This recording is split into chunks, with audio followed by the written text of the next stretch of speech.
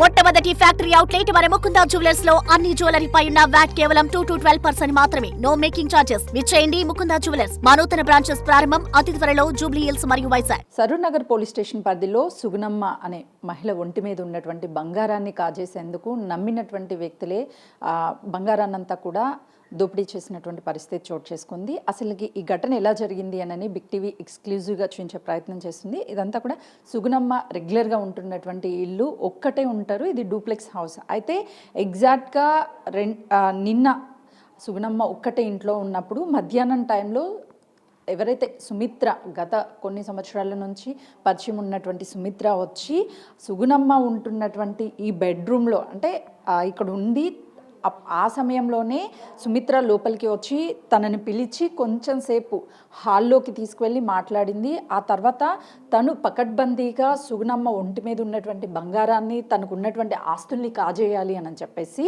Plan ప్రకారం ఒక spray తీసుకొచ్చింది. స్ప్రే తీసుకొచ్చి ఇదే బెడ్రూమ్లో సుగుణమ్మ ఉంటుంది. కానీ ఆ టైంలో హాల్లో కూర్చున్నటువంటి సుగుణమ్మని ఎలా సరే బంగారం కాజేయాలని చెప్పేసి సుమిత్ర ఇదిగో ఇదే బెడ్షీట్ నేను చూపిస్తున్నాను, ఇదే బెడ్షీట్ తీసుకువెళ్ళి ఆమె మీద కప్పేసి ఎలా ఊపిరాడకుండా చేసి ఆమె ఒంటి మీద ఉన్నటువంటి బంగారంతో పాటు ఇంట్లో ఉన్నటువంటి అన్ని వస్తువులని కాజేయాలని చెప్పేసి ప్లాన్ చేసింది. ఎగ్జాక్ట్గా ఇదే ప్లేస్ నేను చూపిస్తున్నటువంటి ప్లేస్లోనే ముందుగా సుగుణమ్మకి స్ప్రే కొట్టింది సుమిత్ర. ఆ తర్వాత ఇక్కడ పడుకోబెట్టి మొత్తం ఇక్కడ ఉన్నటువంటి పిల్లో సహాయంతో ఎగ్జాక్ట్గా సుగుణమ్మ ఎప్పుడైతే పడుకుందో మొహం మీదంతా కూడా ఈ పిల్లోని ఇట్లా ప్రెజర్ చేస్తూ ఆమెకు ఊపిరాడకుండా ఉక్కిరి బిక్కిరి చేసింది ఆ ఒంటి మీద కేవలం ఉన్నటువంటి బంగారాన్ని.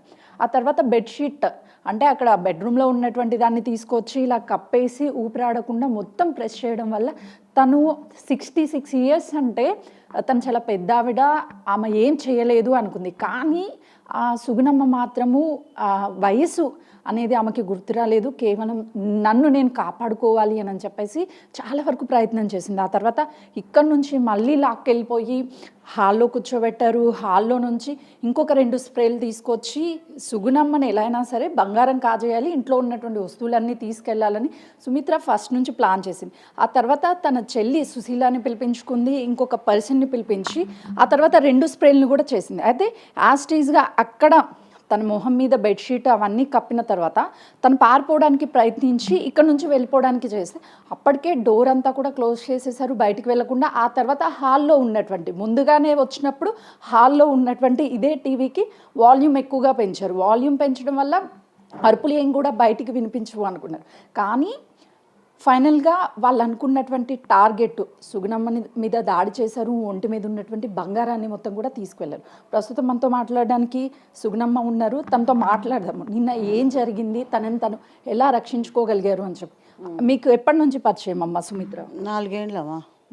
4 ఏళ్ళ సంది. నిన్న ఏ టైంకి ఇంట్లోకి వచ్చింది, అసలు ఏం చెప్పింది? నరకు వచ్చింది, పొద్దునట్టు వచ్చింది పోయింది. మా బుజ్జి అన్నం తెచ్చింది నాకు. వచ్చినప్పుడు ఈయనే కూర్చొని ఇక ఆమె అన్నం పెట్టింది, భర్తకు అన్నం పెట్టాలని పోయింది. ఈ పక్కింట్లో ఉంటుంది. ఇక మళ్ళీ పోయింది, పోలే అటు సందులో దాచుకుంది. అది నేను గమనించలే. సందులో దాచుకొని వాళ్ళిద్దరిని పిలిపించి సందులో పెట్టింది. పెట్టినాక మళ్ళీ రయ్యను ఉరికొచ్చి కాసేపు కూర్చున్నాక ఇక నేను లేచి ఫోన్ వస్తేనో ఏమో ఈడ ఉండే నా ఫోన్ వస్తే ఫోన్ మాట్లాడదామని వస్తుంటే స్ప్రే కొట్టింది. వాము ఇలా చేయింది నాకు స్ప్రే కొడుతుంది ఇంత అని నాకు అప్పుడే డౌట్ వచ్చి చిగంటికలు బట్టి 3 వేసి బయటికి పోదామని ప్రయత్నించిన. ఇంతలో వాళ్ళు ఇద్దరు వచ్చి ఇంకా తీసుకుపోయి ఆగం కొట్టారా అమ్మ మిమ్మల్ని? ఒంటి మీద గాయాలన్నీ కూడా కొట్టలే, ఇట్లా పెట్టాను, కొట్టలే.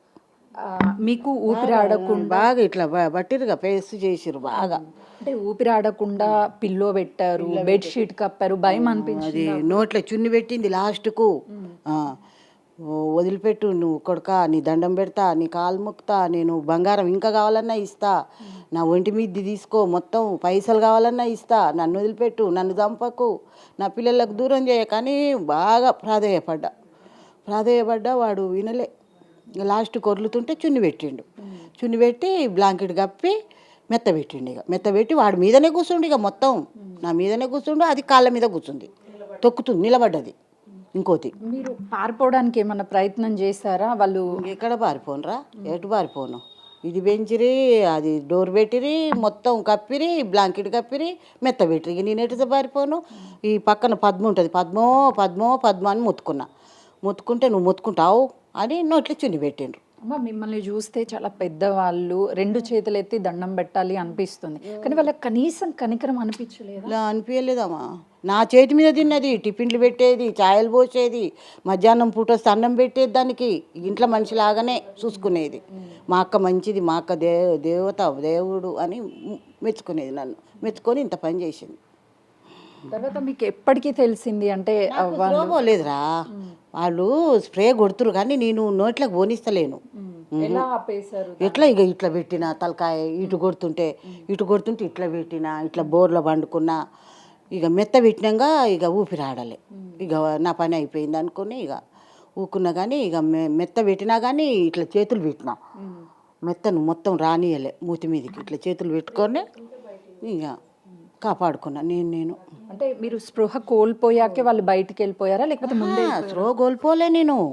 ఇక వాళ్ళు ఇవన్నీ గుంజుకుంటారు, తీసుకోమని చెప్పిన. ఆ బ్లాంకెట్ గప్పే ఇవన్నీ తీసుకుంటారు. నాకు వాళ్ళ ముఖాలు చూపిస్తలేరు. గాజులు బిక్కురు, దిద్దులు బిక్కురు, గొలుసు బిక్కురు, ఉంగరం ఉంటే ఉంగరం బిక్కురు, పిక్కోమని చెప్పిన. ఇంకా కూడా ఇస్తా అన్న, నన్ను వదిలిపెట్టరు, ఇంకా కూడా ఇస్తా అన్నాక ఇక వాళ్ళు వెనక డోర్ నుంచి పోయినరు ఇద్దరు. ఇదేం చేసింది సుమిత్ర, ఇక నాకు స్పృహ కోల్పోలేదు కదా, లేచి ఎవరికన్నా చెప్పుదామని బయటకి బేడం వేసిండ్రు. బేడం తీస్తుండగానే ఇగో ఈడ దాచుకుంది, అది ఈ మూలకు దాచుకొని నేను లేచి ఆ సోఫా కాడికి రాగానే మళ్ళీ వచ్చి నా కొంగు పట్టుకుంటుంది ఇంట్లోకి రమ్మని. అమ్మో ఇక ఇంట్లోకి పోతే నేను బతక ఎటు బయట అయినా నేను బయటికి వెళ్ళాలని ఆ డోర్ది హ్యాండిల్ పట్టుకొని నా చీర పోతే పని అయినా లంగ మీదనైనా పోతా అని ఇక సగం చీర పోయింది, గుంజుకొని అని ఇక హ్యాండిల్ పట్టుకొని ఇక బయట కాలు పెట్టిన. అమ్మ నేను బచాయించుకున్నాను. ఇక కాలు పెట్టినాక ఇక అది పోయింది. ఇక ఏమన్నా బెదిరించారా? ఎవరికి చెప్పొద్దు, ఎవరికి పోయేటప్పుడు అన్నది నేనే అంటున్నా, నేను ఎవ్వరు చెప్పను, నీ కాలు మొక్తా, నీ దండం పెడతా కొడకా అని అంటున్నా నేను వాడిని. నన్ను వదిలిపెట్టు కొడక, నన్ను చంపకు, నేను ఎవ్వరు చెప్పను, పోతే ఇంకా కూడా ఇస్తాను నీకు అని అంటున్నా నేను. మీకు అసలు భయం అనిపించలేదా? వాస్తవానికి 3తో ఫైట్ చేశారు మీరు, మీ ప్రాణాలను కాపాడుకున్నారు. ఒక విధంగా చెప్పాలంటే మీకు పునర్జన్మ ఇచ్చారు. భయం అయింది, హార్ట్ పేషెంట్ ఉన్నా భయం ఎన్ని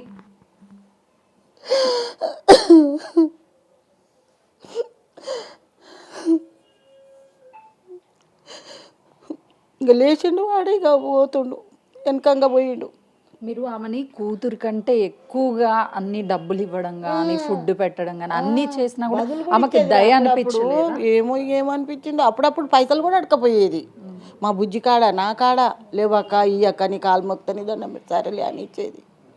మీ ఒంటి మీద ఎన్ని తులాలు బంగారం తీసుకుంది? ఇంట్లో ఏమన్నా డబ్బులు కానీ ఏమన్నా 10 తులాలు తీసుకో, డబ్బులు లేకుండేలే, ఇంకా ఉంది కానీ గోల్డ్ అది సేఫ్టీగానే ఉంది. చీరలు కొంచెం పోయింది, బ్యాగు నిండా నా సెల్లు కొంచెం పోయింది, పర్సుల పిల్లగాంధీ బ్రాస్లైట్ ఉండే అది కొంచెం. అంటే మీరు ఇంతగా నమ్మిండ్రు కాబట్టి ఆమెని, ఇంట్లోకి వచ్చింది, ఇదంతా చేసి ఏం చెప్తారు? ఇంకొకసారి ఇలాంటివి జరగొద్దంటే మిగతా వాళ్ళకి ఏం చెప్తారు? ఏం చెప్పా, జాగ్రత్తగా ఉండమని చెప్తా. ఎవరికైనా ఎవరిని నమ్మొద్దు. చూడొచ్చు. అయితే సుమిత్రాని కన్న కూతురు కంటే ఎక్కువగా నమ్మింది సుగుణమ్మ. ఎందుకంటే వాళ్ళ పిల్లల దగ్గర ఉండరు. సో ఈ వయసులో ఎవ్వరు వచ్చినా సరే, పెద్ద వయసు ఉంది కాబట్టి వచ్చినటువంటి వాళ్ళని ఒక కూతురుగానో లేకపోతే మనవరాళ్ళగానో మనవళ్ళగానో ఇట్లానే భావిస్తూ ఉంటారు పెద్దవాళ్ళు ఎవరు చూసినా కూడా. సో సుగుణమ్మను కూడా అక్కని ఎంతో ఆప్యాయంగా సుమిత్ర పిలిచేది. కానీ నమ్మినటువంటి వ్యక్తి నా ప్రాణం తీయడానికి కూడా వెనకాలేదు, నేను 2 కాళ్ళు పట్టుకొని నన్ను వదిలేసేయండి, ఇంట్లో ఉన్నటువంటి బంగారంతో పాటు ఏం కావాలన్నా ఇస్తానని ఎంత ప్రాధేయపడ్డా కూడా కనీసం కనికరించలేదు అని చెప్పేసి చెప్తున్నారు. ప్రస్తుతానికి 3 కూడా పోలీసులు అదుపులోకి తీసుకున్నారు. ఎవరిని నమ్మొద్దు, ఇలాంటి వాళ్ళని అందరూ జాగ్రత్తగా ఉండాలి అని చెప్పేసి సుగుణమ్మ చెప్తుంది. కెమెరామెన్ సంతోష్తో సుజాత, కర్మన్ ఘాట్.